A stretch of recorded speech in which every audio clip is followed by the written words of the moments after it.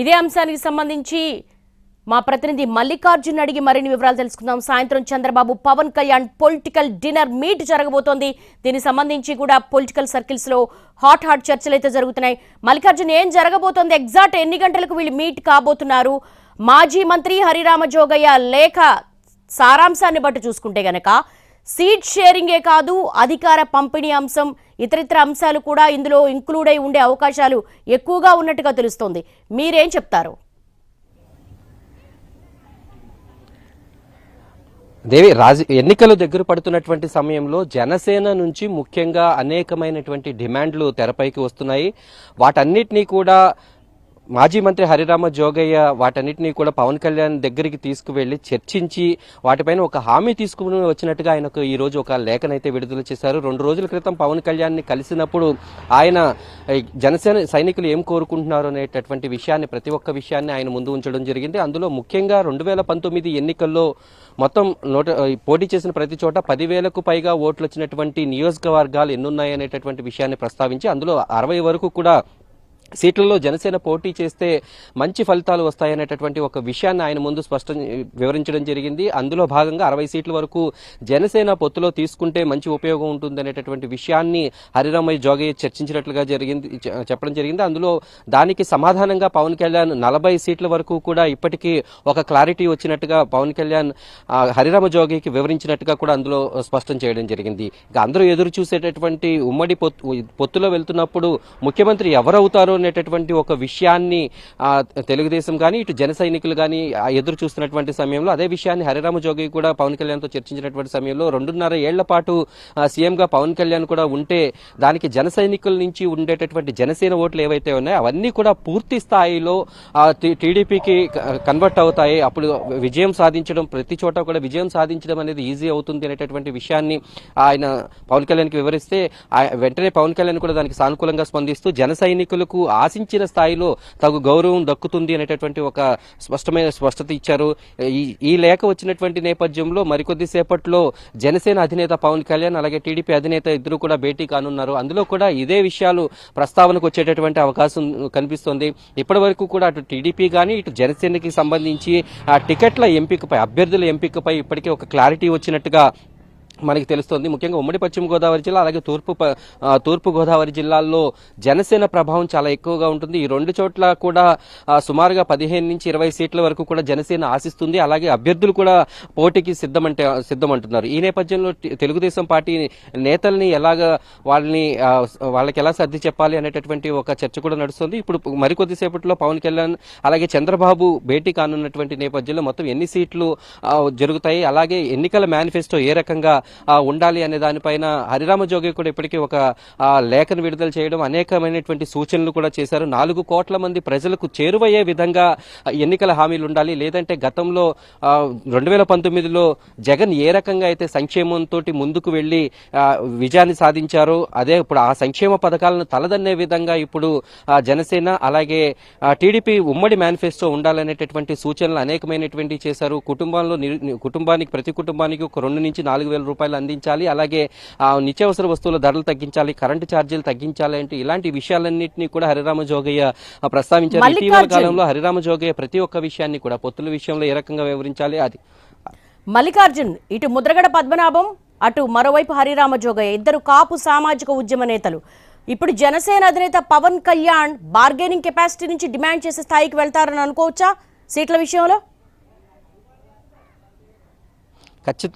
ఖచ్చితంగా ఉంటుంది. ఎందుకంటే ఇప్పుడు ఈ పొత్తు విషయంలో కానీ కీలకమైనటువంటి నేతల్ని ఎవరైతే ఉన్నారో ముద్రగడ కానీ అలాగే వీళ్ళందరినీ కూడా జనసేనలోకి తీసుకురావడానికి ముఖ్యంగా ఉమ్మడి పశ్చిమ గోదావరి జిల్లాకు సంబంధించినటువంటి నేతలు ఎవరైతే ఉన్నారో బొలిశెట్టి శ్రీనివాస్ కూడా ఆయన ప్రయత్నాలు కొనసాగిస్తూ ఉన్నారు. 2 రోజుల క్రితం ముద్రగడని కలిసి పార్టీలోకి ఆహ్వానించి ఆయన వైసీపీలోకి వెళ్లట్లేదు, జనసేనలోనే రాబోతున్నారు అనేటటువంటి ఒక స్పష్టత తీసుకొచ్చారు. కొద్దిసేపటి క్రితం కూడా ఆయన ముద్రగడని కలిసి అదే అదే విషయాన్ని స్పష్టం చేశారు. ముద్రగడ ప్రభావం తూర్పుగోదావరి జిల్లాతో పాటు ఉమ్మడి పశ్చిమ గోదావరి జిల్లా పైన కూడా చాలా స్పష్టంగా కనిపిస్తుంది. ఈ నేపథ్యంలో ఒక పక్కన హరిరామ జోగయ్య గట్టిగా చెబుతున్నారు, జన సైనికులు ఏం కోరుకుంటున్నారు, మొత్తం జనసేన నుంచి ఉన్నటువంటి ఓట్లు మొత్తం టీడీపీ వైపు కూడా ట్రాన్స్ఫర్ కావాలి అంటే ఖచ్చితంగా రాజ్యాధికారం అనేది షేర్ కావాలి అనేటటువంటి విషయాన్ని చాలా గట్టిగా చెబుతున్నారు. ఈ భేటీలో ఖచ్చితంగా పవన్ కళ్యాణ్ కూడా తన అభ్యర్థులు ఎవరైతే ఉన్నారో ముఖ్యంగా గోదావరి జిల్లాలోతో పాటు ఇప్పటికీ ఆర్థికంగా బలంగా ఉండి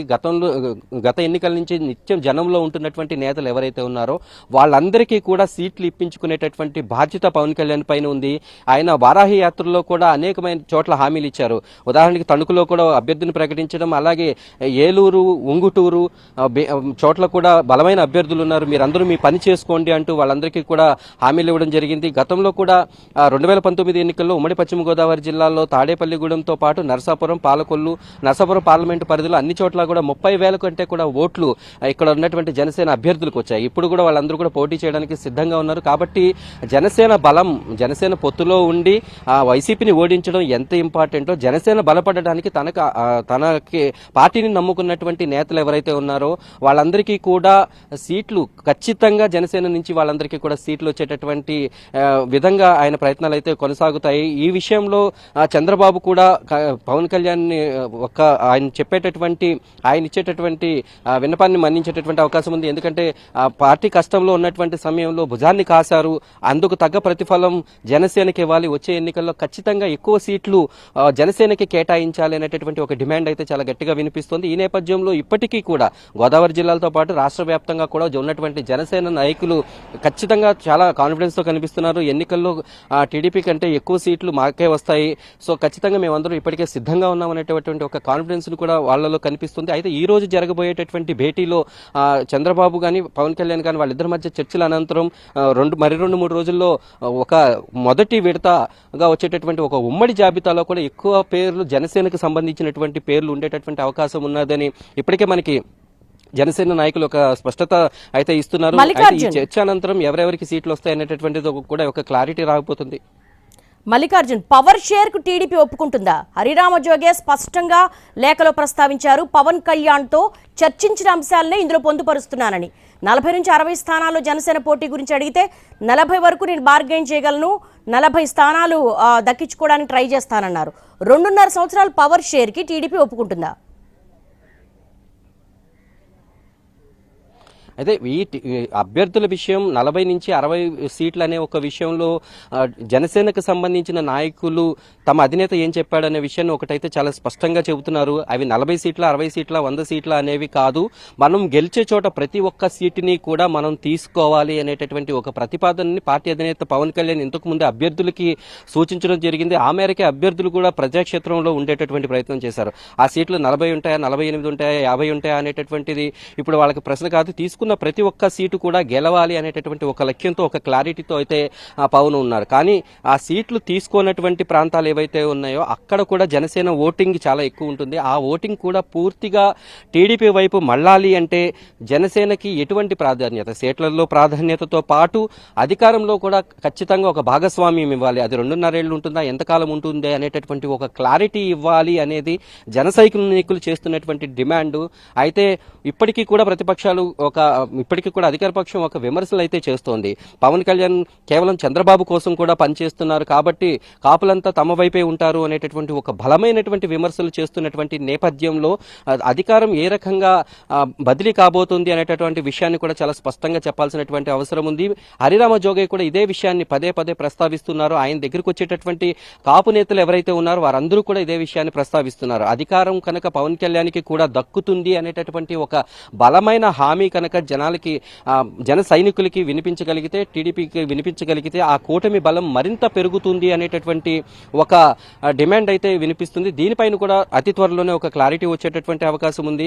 ఇప్పటికీ టీడీపీ నేతలైతే ఒక రకంగా ప్రతి చోట కూడా జనసేన నేతల్ని ఆహ్వానించి ఉమ్మడిగా మీటింగ్ పెడుతున్నటువంటి చోట ప్రతి చోట కూడా టీడీపీ నేతలు మరొకసారి కాబోయే ముఖ్యమంత్రి చంద్రబాబే అంటూ నొక్కి చెప్పడం, అది ఇక్కడ స్థానికంగా ఉండేటటువంటి నేతల్ని, కార్యకర్తల్ని కొంత మానసిక మానసికంగా వాళ్ళని కొంత డైలమాలో పడేసేటటువంటి అంశంగా మారింది. ఈ నేపథ్యంలో ఇద్దరు నేతలు కలిసి కట్టుగా క్షేత్రస్థాయిలో కలిసికట్టుగా పనిచేసేటటువంటి అవసరం ఉండాలంటే అది అధికారాన్ని కూడా ఏ రకంగా మారుతుందని చెప్పాల్సినటువంటి అవసరం ఉంది. దేవి, మల్లికార్జున్, ఫైనల్ గా చెప్పండి, గత 2 సార్లు కూడా కలిశారు ఉమ్మడి కార్యాచరణ జనసేన అండ్ టీడీపీ. వీళ్ళు ఈ 2 కూటములు మాత్రమే ఉమ్మడి కార్యాచరణకు వెళ్ళాయి. కానీ బీజేపీ ఎక్కడా కూడా పొత్తు అంశాన్ని ప్రస్తావించలేదు ఏపీలో. కానీ ఇప్పుడు జనసేన అధినేత జనసేన టీడీపీ బీజేపీ కలిసి పోటీ చేస్తాయని చెప్పేసి పవన్ కళ్యాణ్ అన్నారని హరిరామ జోగే లేఖలో అన్నారు. అంటే ఎటువంటి సిగ్నల్ వచ్చి ఉంటుంది జనసేన అధినేతకి? అంటే మొదటి నుంచి కూడా పవన్ కళ్యాణ్ ఒకటే చెప్తున్నారు, బీజేపీని కూడా తీసుకుని వచ్చి కూటమిలో కలిపేటటువంటి ప్రయత్నాలు కొనసాగిస్తున్నాను అనేటటువంటి విషయాన్ని స్పష్టం చేశారు. కొద్ది రోజుల క్రితం బీజేపీ రాష్ట్ర అధ్యక్షురాలు పురంధేశ్వరిని కూడా ఎన్టీవీ ప్రశ్నించినప్పుడు ఆవిడ కూడా ఇదే విషయాన్ని చాలా స్పష్టంగా చెప్పారు. ఈ విషయాన్ని ఇప్పటికే పార్టీ పెద్దలకి, కేంద్రంలో ఉన్నటువంటి పెద్దలకి చెప్పడం జరిగింది. త్వరలోనే దీనిపైన ఒక క్లారిటీ వచ్చేటటువంటి అవకాశం ఉందని చెప్పడం జరిగింది. Devi, all right Mallikarjun, thanks for the live updates. Evening Chandrababu Pawan Kalyan political dinner మీట్లో మరి సీట్ షేరింగ్కి సంబంధించి ఎటువంటి టాక్స్ జరుగుతాయి? హరిరామ జోగయ్య లేఖ మధ్యాహ్నం విడుదల కాగానే వీరిద్దరి భేటీ జరగడం సర్వత్రా ఆసక్తి నెలకొంది. హరిరామ జోగయ్య లేఖలో చాలా కీలకమైన అంశాలను ప్రస్తావించారు. తాను 40 నుంచి 60 స్థానాల్లో జనసేన పోటీ చేయాలని పవన్ కళ్యాణ్తో చెప్పారని, అయితే పవన్ కళ్యాణ్ 40 స్థానాలు దక్కించుకునేందుకు ప్రయత్నిస్తానని చెప్పారన్నారు. ఈ సీట్ షేరింగ్కి సంబంధించి కూడా ఈవినింగ్ కూర్చున్నప్పుడు ఈ భేటీలో కొంతవరకు కూడా ఆయన డిమాండ్ చేసే అవకాశాలుగా కనపడుతున్నాయి. పవన్ సీఎంగా చూడాలని అభిమానులు కోరుకుంటున్నారన్న విషయాన్ని కూడా జనసేన అధినేత దృష్టికి తీసుకెళ్లినట్లుగా లేఖలో హరిరామ జోగయ్య పేర్కొన్నారు. అధికార పంపిణీ సవ్యంగా జరగాలని అన్నానని కూడా చెప్పారు. అలా జరిగితే 2.5 ఏళ్లు పవన్ కళ్యాణ్ సీఎంగా ఉండే అవకాశం ఉంటుందన్నారు. జనసేన టీడీపీ కూటమిలో బీజేపీ చేరే అవకాశం ఉందని కూడా పవన్ కళ్యాణ్ తనతో చెప్పారన్నారు హరిరామ జోగయ్య. సో మొత్తంగా ఈవినింగ్ అయితే మరి ఈ పొలిటికల్ డిన్నర్ మీట్లో ఎటువంటి అంశాలు ప్రస్తావనకు వస్తాయి? ప్రస్తుతం ఎలక్షన్స్ దగ్గర పడుతున్న నేపథ్యంలో పొత్తుల అంశానికి సంబంధించి టీడీపీ అలాగే జనసేన కలిసి వెళతాయా? బీజేపీ 3 కలిసి మరి పోటీలో నిలబడతాయా?